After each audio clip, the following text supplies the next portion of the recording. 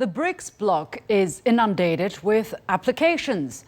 The group of 5 major emerging economies, Brazil, Russia, India, China and South Africa, has attracted some 20 other countries to join. After Argentina, Iran and Algeria applied last year, Egypt, Ethiopia and Bangladesh submitted their applications weeks ago, and Saudi Arabia, United Arab Emirates and Nigeria and more are queuing up.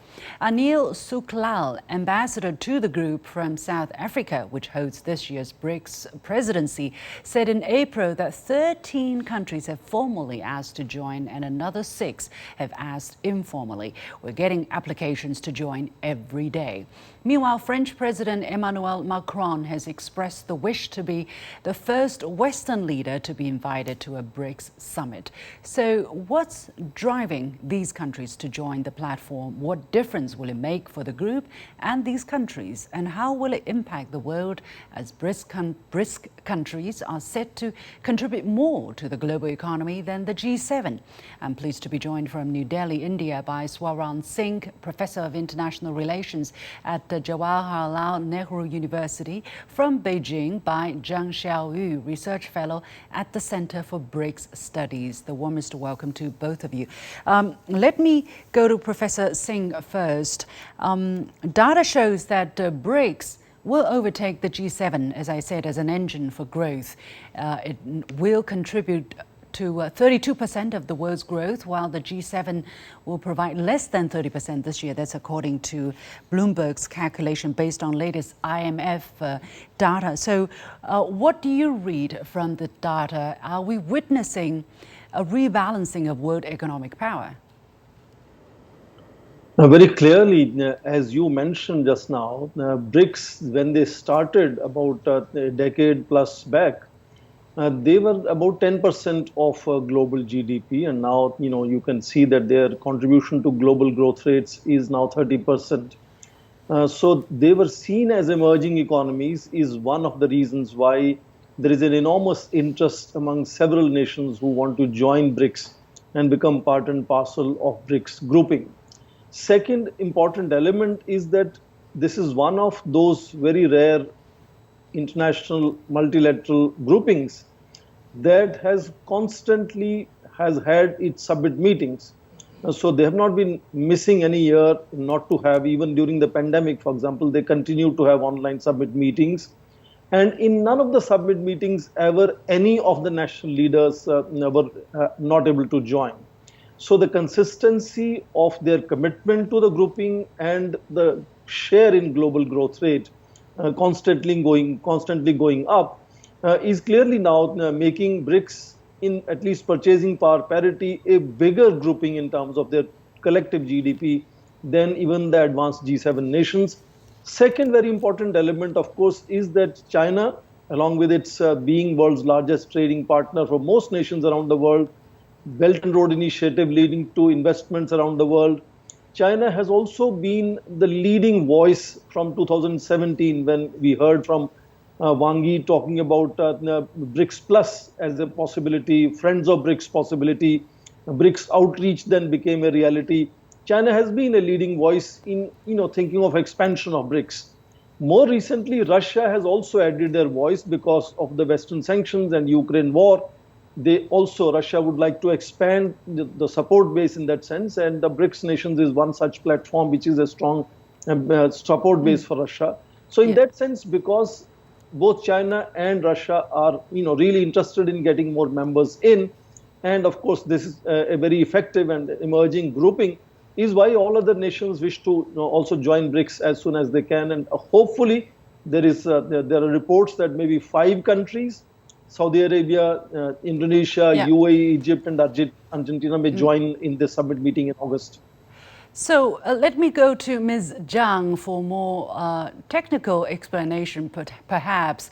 What exactly does joining the BRICS or the platform mean for these countries? How loose or how closely knit is the organization? And what could explain the motivations of the nearly 20 countries that are very interested?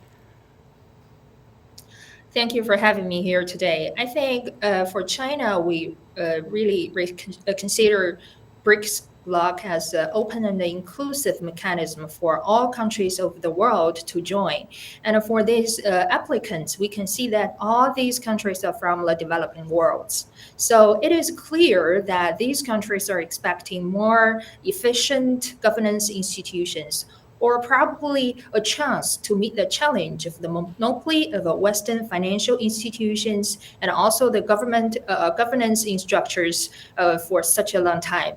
So for developing world or the global south, we actually expecting more developing opportunities and also meet the challenges currently in the world, especially climate change, food crisis, and also the great demand of development of the economy. So for these applicants, they want to be a member of a BRICS bloc. That means that the world is going to be more inclusive and sort of a multipolar economic structure for all of us to see more promising and prosperity in these applicants, also the developing world. So right now, let me stay with you, Ms. Zhang, because you specializes in this field and with more probable insight can share with us on how the system works. I mean, what specific benefits and expertise can members extract from this platform that is dominated by developing countries? We have, for instance, G20, which includes both developing countries and developed countries. We have the United Nations with its various mechanisms. What sets the BRICS apart from the other platforms? For BRICS, we have some specialty that all of the member countries at the moment are from the developing world. I think that is a message to the developed world that we developing countries or the global south need a platform or a consensus or a sort of common solution to meet the challenge of the current world. And also for the developing countries, we are expecting more opportunities from economic supports. For instance, the new development bank.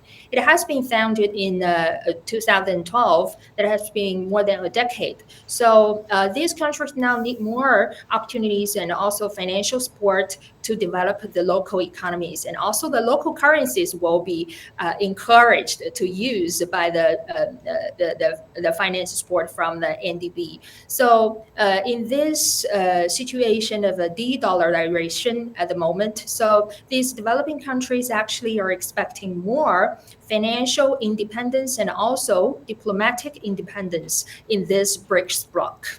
Professor Singh, what is your take? How important is the prospect of de-dollarization for the members that are eyeing membership? I think very clearly, recent years have noticed a certain dichotomy emerging. Russia, China, and the BRICS and SCO and some of these groupings being seen at variance, if not in opposition to mostly US-led Western groupings. And therefore, there is a sense at least to restrain that inordinate power that dollar has had. Even now, for example, 80%, 88% actually of global trade still happens in US dollar terms. About 60% of global foreign exchange reserves are still in dollar terms. But there has constantly been efforts to make sure that United States doesn't kind of weaponize that advantage in some time, for example, punishing other countries like we are seeing sanctions on Russia right now. So that sense of ensuring balance and restraint has led to initiatives before. For example, Euro in European Union case was also an effort earlier like this. And now, of course, BRICS for quite some time has been debating on at least beginning with increasing use of local currencies. And then, of course, building some kind of consensus, if possible, on if there can be a BRICS currency. But that's a huge challenge, because if you look at the size of economies within BRICS, China's economy is roughly, if I'm not exaggerating, 3 times rest of all of them put together. So in that sense, there is always some kind of a concern that other nations may have of that inordinate size and influence and power, that leverage that China has.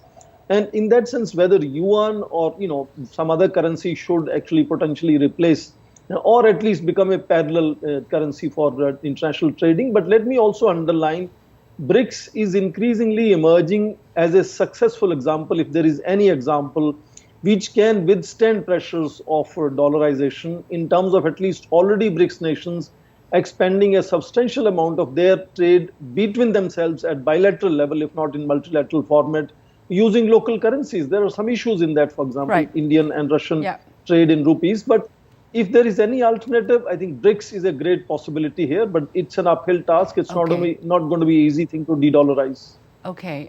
Ms. Zhang, what is your take? Some people are saying BRICS countries share a dislike of the greenback, but there are fundamental differences, quote unquote, among the BRICS that are too wide to bridge. Actually, from geography and also political systems, so we have much divergences, and also how to make efficient institution for this BRICS bloc. We have many ideas. Currently, we're under negotiations. Actually, it is very promising from my perspective that we have a common consensus for development and also independence in diplomatic and economic decisions. So that is why we are here today in a common platform to see a better future, rather than to live under the monopoly of the financial and governance institutions in the current world. Yeah, Ms. Zhang, again, very briefly, 20 seconds if you can. What do you make of the French president's interest in getting invited as the first Western leader to be invited to a BRICS summit? Actually, we are very glad to see the independent diplomacy from France. And we can see that Western leaders are not just under the monopoly of the US-led governance institution. Okay. So Emmanuel Macron's coming will have a very great encouragement for the developing world that we have much more space to explore in cooperation. All right, we have to leave it there. Many thanks to Professor Swarang Singh joining us from India and Zhang Xiaoyu joining us here in Beijing. With that, we come to the end of this edition of The Point with me, Liu Xin. As always, you can follow me on Facebook and Twitter using the handle Liu Xin in Beijing. On behalf of the whole team, thanks for watching. You've got the point.